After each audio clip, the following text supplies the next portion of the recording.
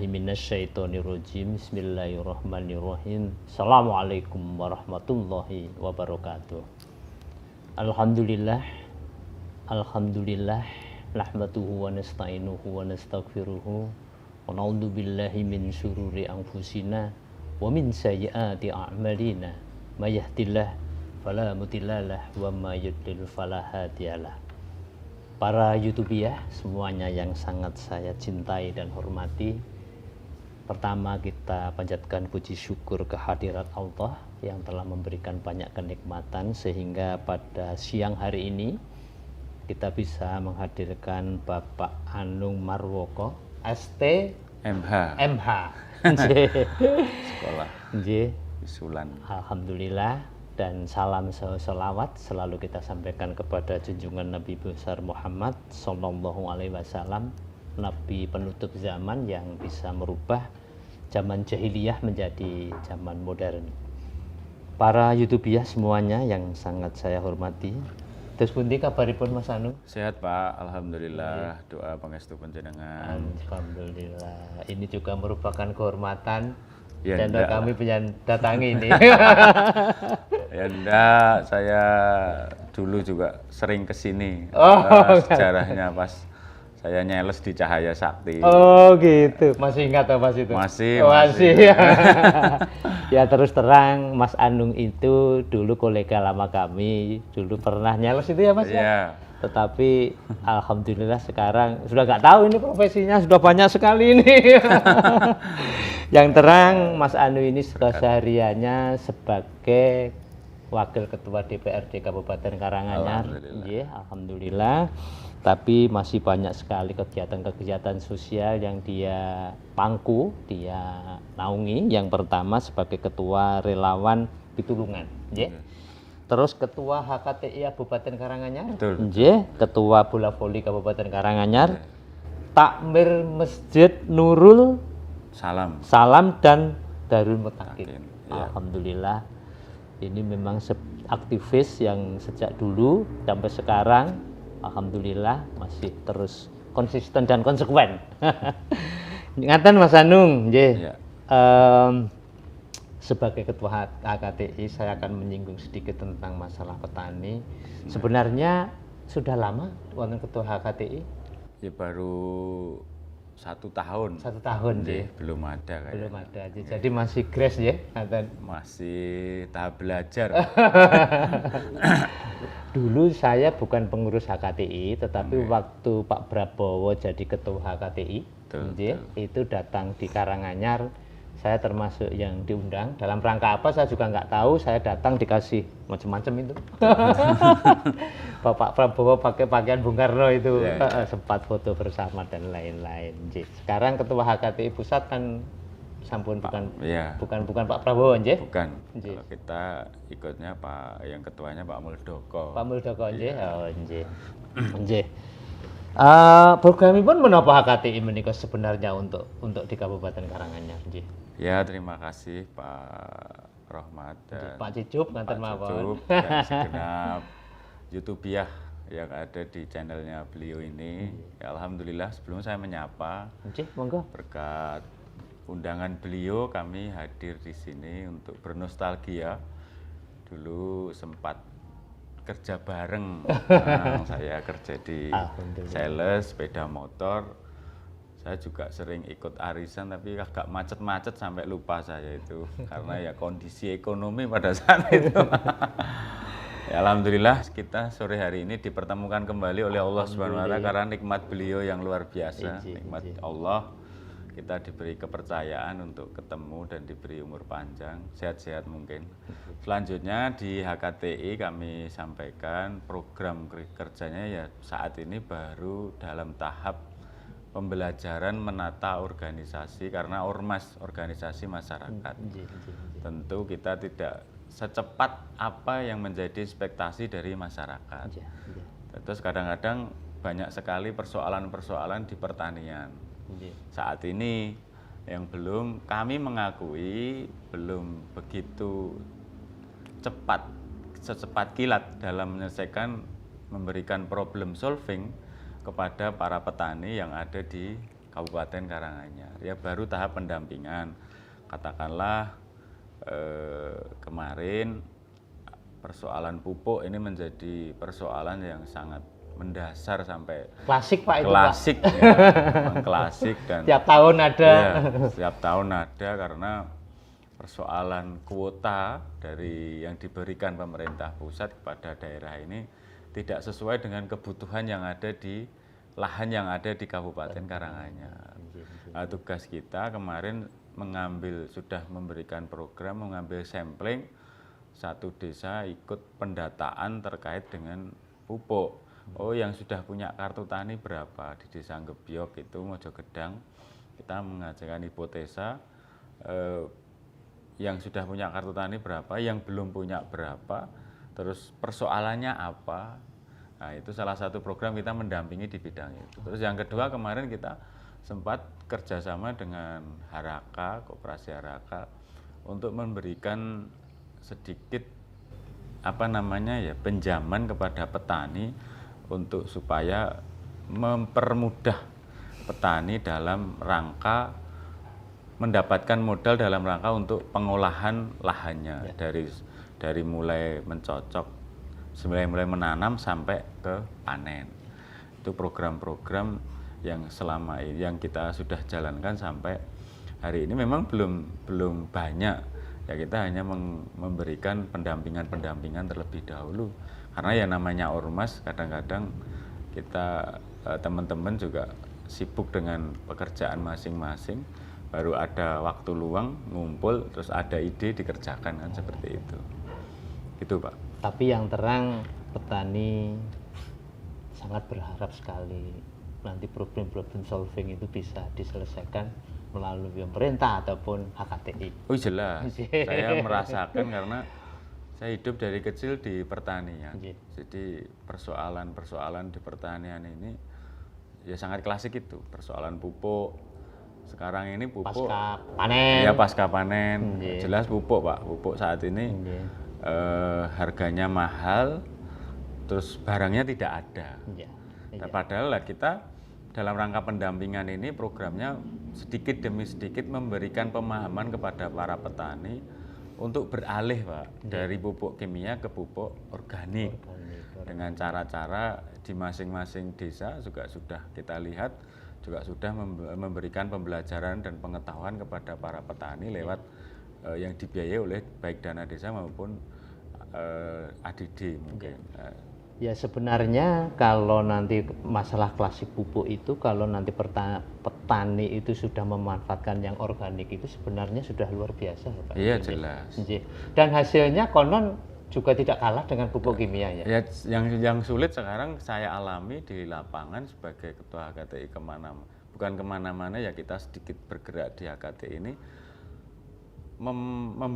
merubah paradigma masyarakat. Nah itu ya. Jadi ngerubah pikirannya wong tani nih. Mentalite itu dah. Nah, mentalite dari saking kimia ngalih nang organik itu meyakinkan itu sing dereng saged berhasil clear. Jadi belum bisa ditompo gampangane Pak. Jadi yakinnya masih ragu kira-kira. Masih ragu. Yakinnya para petani beliau-beliau itu nek ra nganggo pupuk kimia parine ora lemu. Nah, parine ora iso dhuwur-dhuwur, ora iso hasilnya ora iso maksimal kan gitu.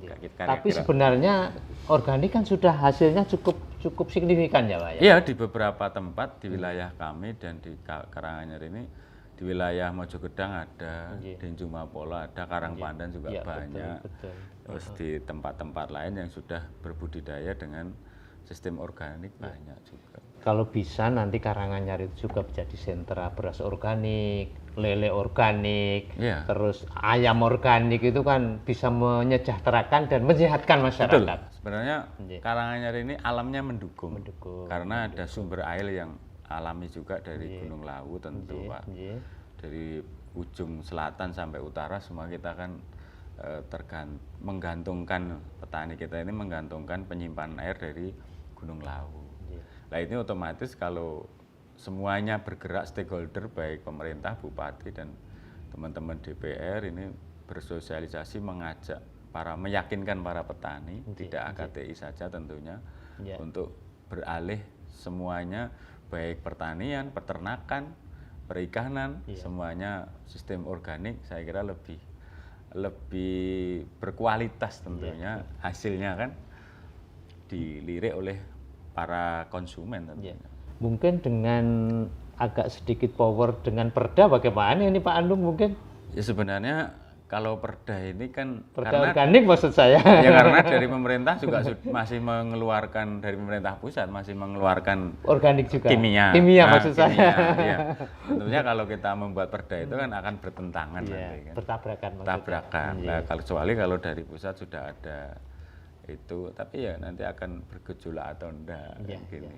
Karena lahannya juga kita akui struktur tanah ini yang berbeda-beda, Pak. Antara kecamatan satu dengan kecamatan yang lain. Ada yang sudah kita namakan lahan yang sudah terlalu manja dengan banyak sekali. Sudah terlalu lama. Terlalu lama pakai kimia, akhirnya saat ini kalau mau merubah ke organik kan perlu proses juga. Lama juga. Kita kayaknya contoh badan kita ini lagi sakit, katakanlah sakit apa ya, panas atau apa, kita kan makan nggak enak. Nah, kita kan harus menyembuhkan dulu. Kita beri nutrisi pada badan kita supaya sehat, supaya makan jeruk ini enak. Sama dengan tanah, kalau tanahnya sudah dinetralkan dari segala virus, tentunya dari bakteri juga, ditanami otomatis dikasih organik, makannya juga enak. Tapi kalau tanahnya masih banyak virus, banyak bakteri yang sekiranya merugikan tanah, kayak badan kita, makan pun dia tidak akan segan. Kalau kita badan sehat, makan apapun, dahar nopo mawon, mesti ya eco. Lahap. Sama dengan tanah ini, kalau tanah ini tidak sehat, banyak virus-virus, tentu dikasih organik, dikasih apa, dia tidak akan enak. Tapi kalau tanahnya sudah netral, dikasih organik pun akan enak. Itu gambarannya. Itu yang terangkan revolusi hijau yang dulu pernah sebelum reformasi lah kira-kira itu kan luar biasa masifnya untuk revolusi hijau untuk meningkatkan swasembada dengan cara pupuk yang kimia itu. Ya, dampaknya mungkin masih sampai sekarang itu. Ya semuanya tergantung bagaimana kolaborasi antara pemerintah dan petani. Kalau tidak ada pupuk kimia, pasca panen ada jaminan harga yang harga tertentu tidak turun naik. Saya juga nggak tahu, kadang-kadang heran. Itu kan masalah klasiknya petani, wayah mupuk angel, mahal, nanti wayah mau jualan harganya anjlok. Nah, sebenarnya inilah yang menjadi pekerjaan bagi pemerintah, bagi kita semua lah, supaya menstabilkan dari segala ini. Apakah subsidi pupuk mau dicabut atau tidak, itu tergantung pemerintah. Tapi kalau dicabut ya harga jual ini harus ada jaminan di titik tertentu, biar petani jangan sampai beras 1 kilo dapatnya pupuk hanya berapa on kan gitu. Nah, ini akan menjadi persoalan untuk kesejahteraan petani. Sebenarnya dulu ada komponen Bulog itu Pak yang bisa menstabilkan harga, makanya saya melihat dari HKTI juga Bulog perannya juga belum begitu masif, karena ya mereka masif, cuma ada spesifik tertentu bagaimana petani menjual gabah kepada Bulog dengan spek-spek tertentu. Nah, spek-spek tingkat kebasahan, tingkat kotoran, tingkat pH-nya dan sebagainya. Akhirnya sulit gitu aja. Akhirnya mempersulit petani. Kadang-kadang petani jualan di sana berangkat pagi jam 8 sampai sore nggak clear lah kira-kira. Itu masih dikritik, dipaido cara petani, akhirnya males-malesan mau ke sana. Lah di sinilah yang saya namakan antara kerja komitmen bersama itu. Nah, bagaimana Bulog pemerintah, katakanlah kalau pemerintah mau kabupaten, katakanlah diwajibkan orang kabupaten, ASN, DPR semuanya beli beras di lingkungannya masing-masing. Nah, itu juga sudah mendongkrak juga. Itu merupakan gerakan yang sebenarnya sangat bagus sekali. Iya. Itu untuk meningkatkan daya jual tadi Daya ya, Pak? jual, tidak jual. hanya Nggih. tentu tidak hanya beras saja Nggih. di sektor perikanan, contohnya lele. Oh, ini ada perintah awal bulan ini beli lele, cret. Nah, sekian untuk para ASN-ASN, Iya. untuk semuanya. Nah, beli ini. Kalau ini belinya yang membeli tetangga, nek saya Mas Tani belanja tonggo dewi itu akan berputar. Cuma harus butuh konsistensi. Semuanya tidak hanya Bim salah bim ya. bin salabin dan tidak hanya program tidak hanya program untuk pencitraan dan hanya retorika sementara, tapi harus konsistensi ini. Sebenarnya ada beberapa kabupaten Pak Andung yang sudah menerapkan pola begitu. Jadi ada satu hari tertentu, entah Jumat, entah Sabtu, entah apa, itu ada basar pertanian di alun-alun.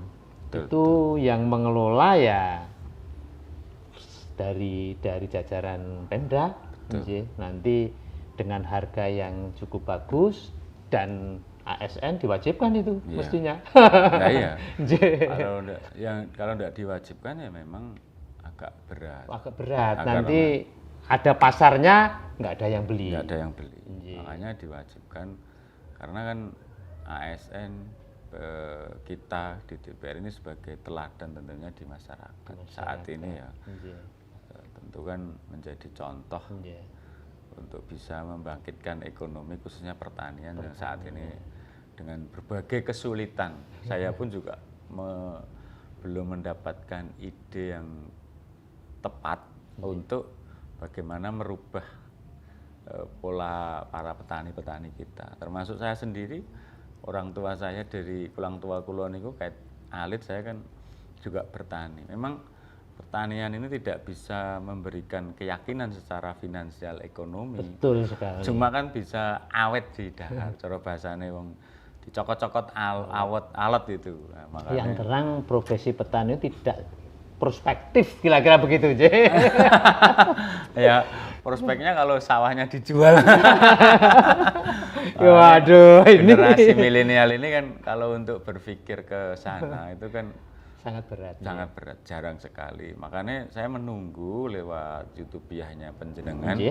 Mudah-mudahan saya mengajak lah ada teman-teman milenial yang mau tergerak untuk ikut masuk dalam sistem pertanian ini. Tergerak artinya bukan modalnya tapi ide dan gagasannya. Bagaimana bisa bermanfaat untuk kita saja. Umur kita semakin berkurang, semakin tua, tapi kadang-kadang kan bisa dirubah, dirawat di ini lewat teknologinya kaum milenial, supaya ganteng, supaya cantik, supaya ini. Masa milenial ini tidak bisa menemukan ilmu atau gagasan yang bisa merubah mindset petani ini, memberikan kepercayaan lah bagi milenial generasi berikutnya untuk masuk ke petani. Kalau kan enggak ada Pak, jarang sekali orang yang cita-citanya saya mau jadi petani itu kan. Tetapi fakta, orang yang jadi petani konsisten, umpamanya petani durian, petani apokat, itu ternyata juga jadi kaya-kaya loh Pak. Betul. Tetapi kalau padi saya lihat belum. Cuma kalau hektar-hektaran bisa jadi. Tapi yang punya sawah hektar siapa Pak sekarang? Makanya kalau padi memang kita punya pengalaman secara pribadi. Saya tidak menyombongkan. Tapi saya dibesarkan dari padi juga. Jujur saya bisa sampai tempat ini seperti sore ini.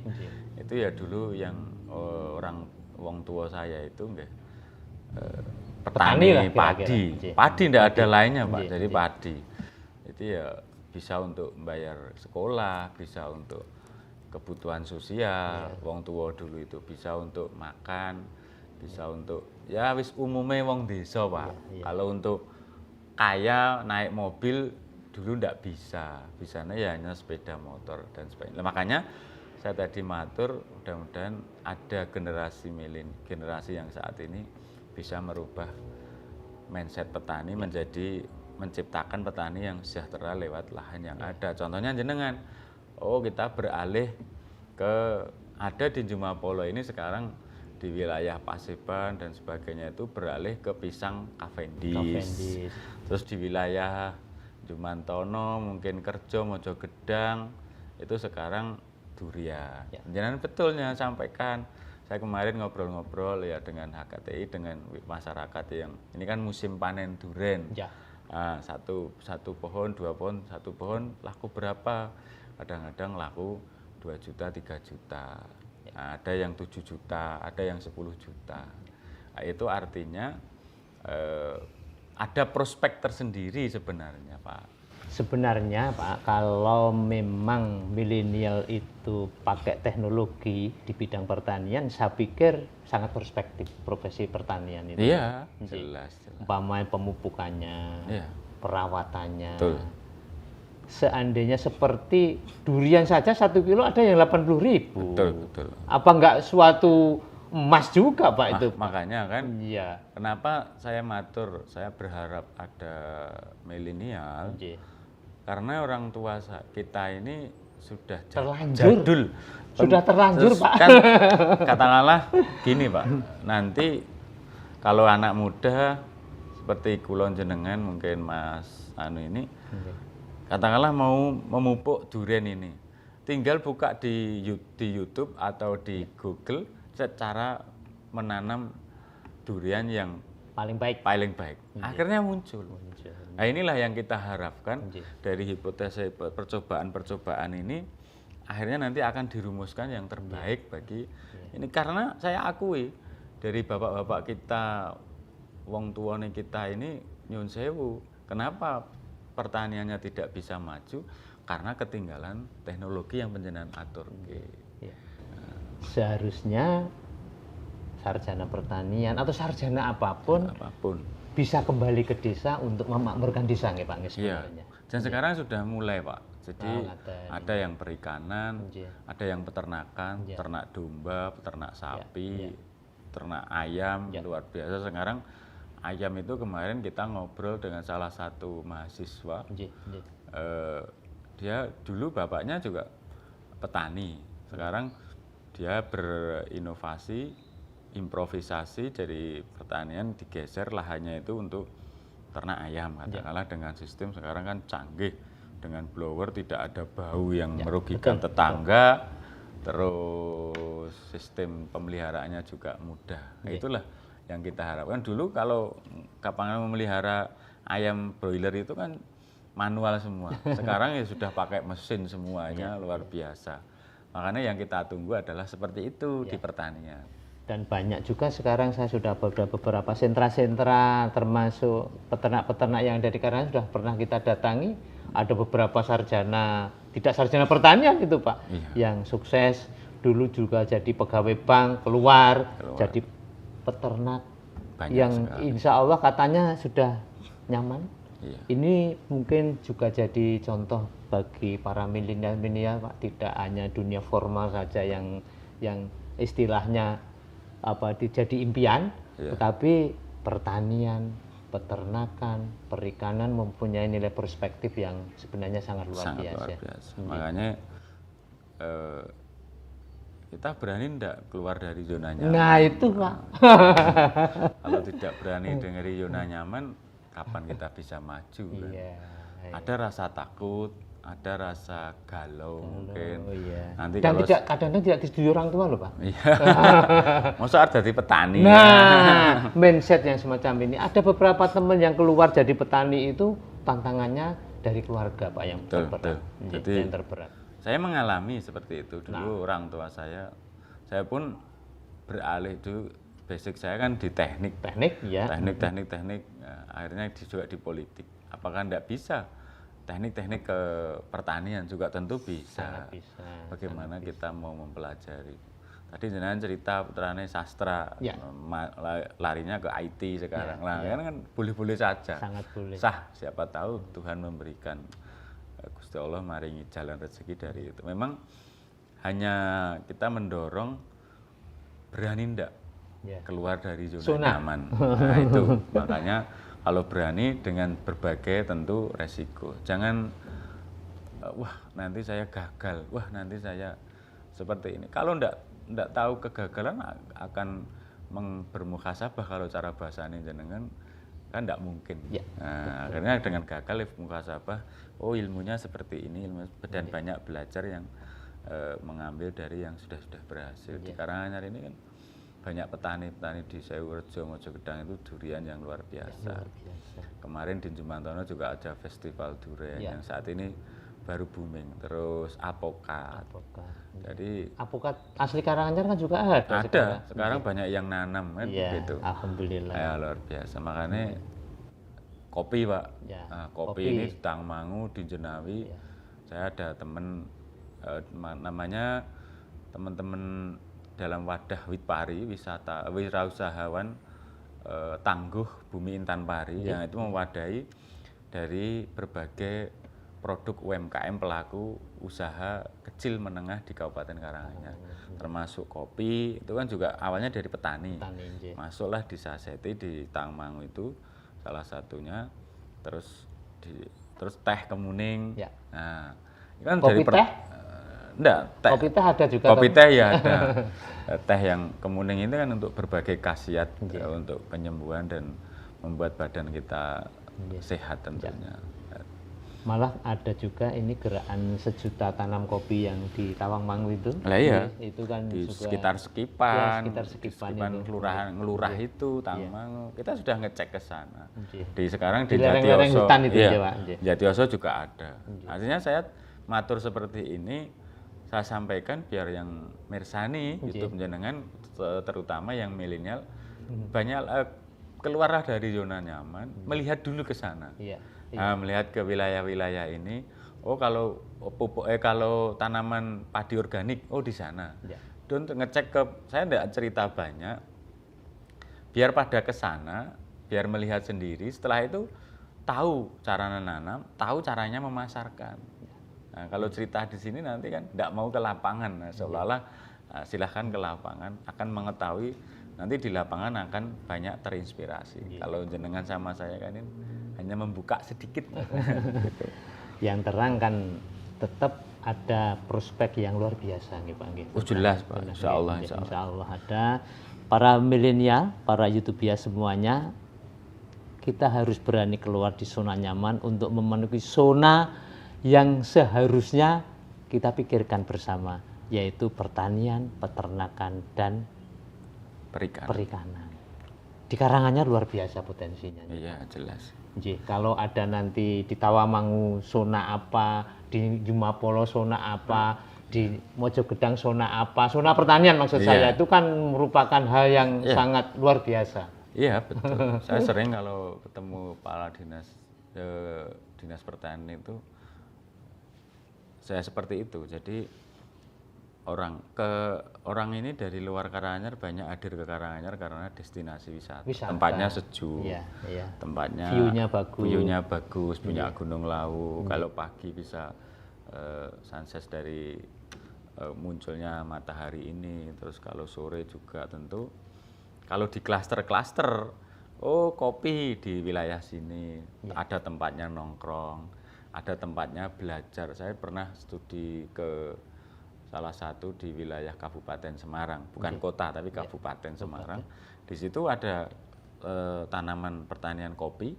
Di sana ada tempat nongkrongnya untuk langsung ngopi, mengolah sendiri, diajari, dan juga ada edukasi bagaimana cara menanam kopi dan cara pengolahannya bagi kaum milenial. Nah, di Karanganyar ini kan belum ada. Kita mau mendorong lewat HKTI juga supaya di pertanian kopi ini kan sekarang baru ngetren Pak, warung kopi di mana-mana. Siapa tahu kayak di Jawa Timuran sana, sembarang tempat ada warung kopi kan. Makanya di situ ada edukasi bagaimana nanam kopi, bagaimana mengolah kopi, bagaimana menjual kopi. Kalau ada edukasi, otomatis ada adik milenialnya kan tertarik ke situ. Bagaimana? Lah ini Karanganyar belum ada cara edukasi seperti itu yang komplit tentunya. Kalau di Semarang kita sudah ada. Sudah ada ya, semoga-moga nanti milenial tertarik Pak Anje. Biar Bumi Intan Pari ini memang surga di Jawa Tengah. Ya, semoga tidak hanya retorika. Benar-benar ada action yang bareng-bareng. Ini nek mau turun ke desa nampaknya juga bisa menjawab itu kok Pak sebenarnya sarjana-sarjana turun ke desa. Jelas. Nggih. Karena kalau nggak turun, nggak akan tahu persoalan. Persoalan. Nah, kalau turun, mulai meneliti, observasi, terus akhirnya dia akan tahu persoalannya seperti ini, penyelesaiannya harus seperti ini. Okay. Istilahnya sarjana stop urbanisasi gitu aja. Nanti kan semua pengennya ke kota-kota besar lah. Itu nanti profesi-profesi yang semacam itu yang seharusnya itu menarik jadi terbengkelai. Ya makanya kan bagaimana ya kalau harus urbanisasi ke kota, berapa angkatan kerja kita per tahun, berapa ketersediaan peluang kerjanya kan. Nah, ASN saja, saya tidak memungkiri ya, semua mesti pengennya pertama itu pilihannya masuk ASN. Formal lah, kerja formal. TNI atau Polri, kalau alternatif berikutnya mungkin DPRD. Dan kalau alternatif itu kan mesti itu. Memang menarik, cuman peluangnya kecil Pak kalau formal itu. Moga-moga nanti bisa sudah banyak dimulai untuk sarjana turun ke desa yang dengan kerja real. Haruslah Pak. Nah, tadi ngomong-ngomong tentang petani, kita tengok sejarah. Saya itu teringat Pak Mas Anung. Saya panggil Mas atau Kang ini karena ada gubuk Kang Anung ini. Pun monggo Mas aja. Mas Anung aja nggih. Ini Mas Anung ini kan sebenarnya petani itu punya peran yang luar biasa. Waktu itu di kala kemerdekaan, apalagi itu proses kemerdekaan itu istilahnya disupport luar biasa oleh petani. Karena para tentara-tentara itu yang ngingoni kan dulu petani. Beleh ke sapi, golek kates, itu kan semua milik petani dan digratiskan. Sehingga YB Mangunwijaya pernah bilang hutang negara itu belum lunas kepada petani sampai sekarang. Karena kebijaksanaan negara, maaf ini, itu tidak menguntungkan para petani. Setuju mboten ngoten menika, Mas? Gini, jadi saya setiap ketemu sebenarnya ditanya, Mas cita-citanya apa? Apa dulu pernah cita-cita jadi anggota DPR? Saya tidak pernah cita-cita jadi anggota DPR, tidak pernah cita-cita pengen jadi apalah. Saya hanya punya misi yang dulu, misi saya itu wong tua saya itu, wong tua kula itu kan petani. Dengan berbagai persoalan pertanian. Dan pamong dulu ya, Pak? Iya, perangkat desa. Perangkat desa. Sambilnya lungguhnya kan sawah. Nah, berangkat dari situ saya punya misi dimanapun termasuk saat ini saya jadi DPR ini bukan saya seolah-olah pengen jadi anggota DPR, tapi saya punya misi bahwa pertanian ini supaya bisa meningkat kesejahteraannya. Saya dimanapun akan berjuang ini karena saya ditelurkan dari pertanian. Lah berangkat dari ini, kalau tadi ada pertanyaan panjenengan apakah saat ini sudah ada keberpihakan pemerintah dengan petani. Saya mengatakan saya ini adalah DPR itu bukan melayani masyarakat, tapi menyuarakan hati masyarakat. Saat ini kalau saya ditanya ya memang belum keberpihakan 100%, masih 50-50 aja belum ada. Terbukti persoalan pupuk di Karanganyar kemarin kuotanya hanya 16.000 sekian. Sedangkan kebutuhannya menurut daftar dari Dinas Pertanian kebutuhannya 23.000 ton. Masih kurang tuh itu istilahnya. Nah, otomatis kan kurangnya 7.000 ton. Nah, makanya ini belum ada keberpihakan. Terus yang kedua, contohnya kita kemarin pada saat dicoba baru level berapa corona, level 4 atau berapa, baru meledos-meledosnya itu ada pengawasan dari pemerintah yang sangat ketat untuk pemakaian masker. Nyatanya bisa tertib. Kalau pemerintah ini benar-benar berpihak kepada petani, pemerintah tinggal merintahkan kemarin ornamen stakeholder yang ngawasi nyun sewu kerjasama pemerintah, TNI, Polri, terus aparat yang lain di desa maupun di kabupaten, kecamatan, mengawasi petani. Diawasi dari mana? Baik dari penanaman, contoh kalau mau program subsidi dicabut, tidak ada subsidi pupuk. Iya. Contoh kalau seperti ini juga, kenapa ada RDT, sudah ada RDKK, mbok diawasi pengecer pupuk, distributor pupuk. Ini salah satu sampel saja. Iya. Kenapa saya jawab belum ada keberpihakan pemerintah dengan petani? Kalau kemarin masker diawasi semuanya ngawasi, akhirnya tertib.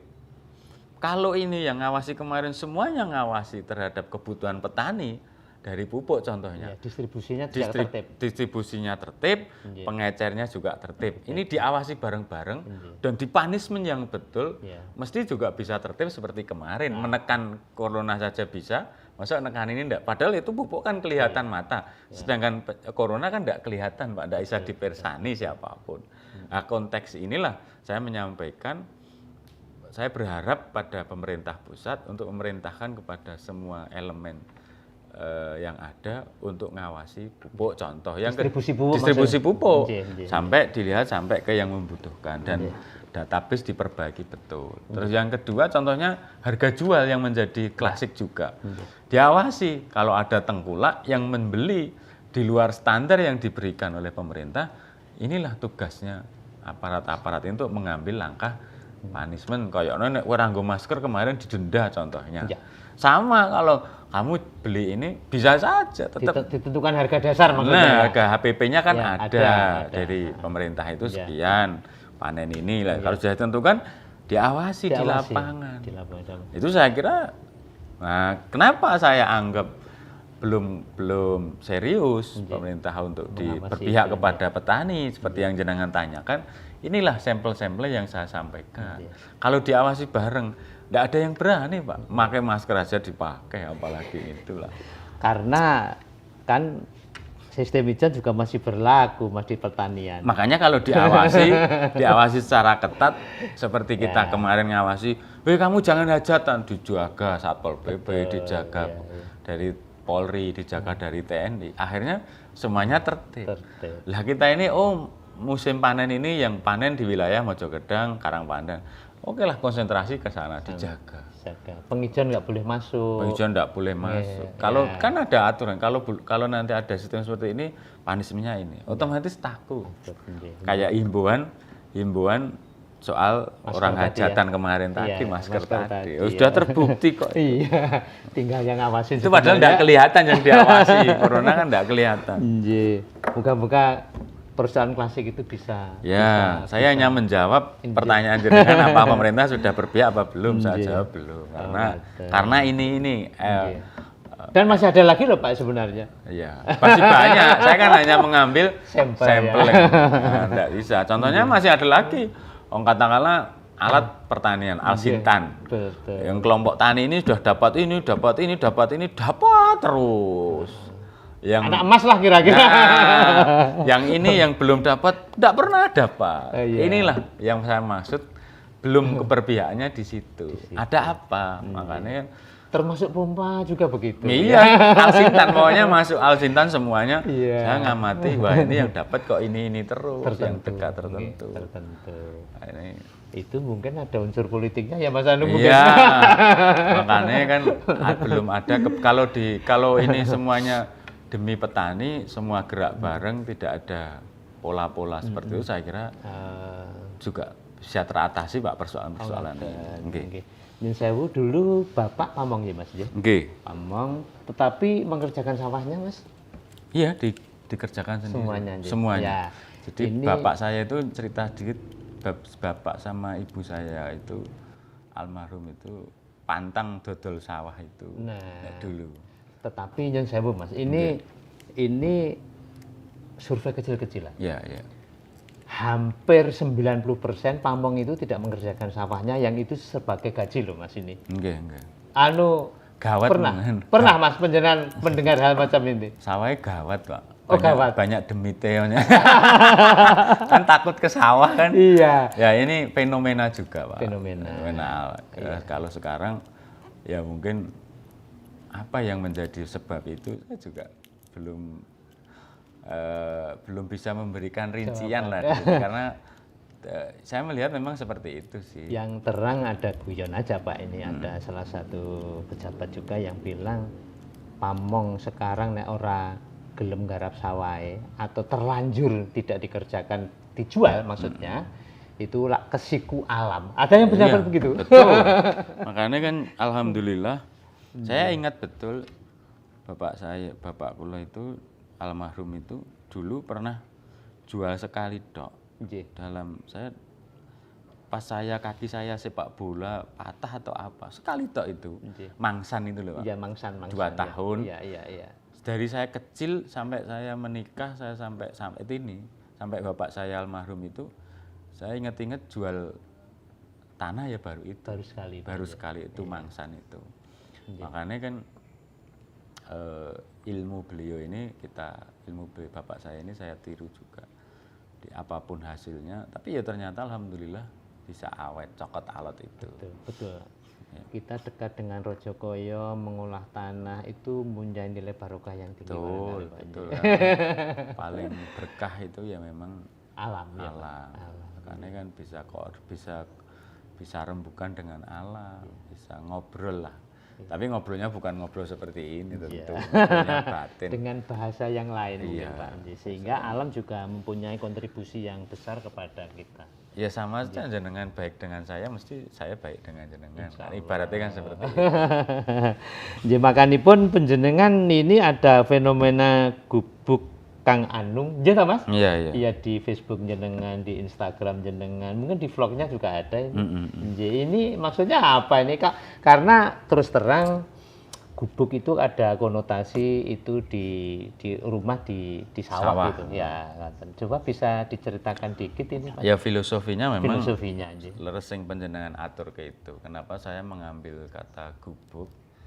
Itu ya karena dalam itu dibesarkan dari persawahan juga. Saya akui dibesarkan dari persawahan. Terus saya taktik-taktik akhirnya mengambil gubuk. Ya saya namai gubuk itu. Gubuk itu dalam rangka konotasinya memang betul itu sawah. Kenapa saya mengambil itu?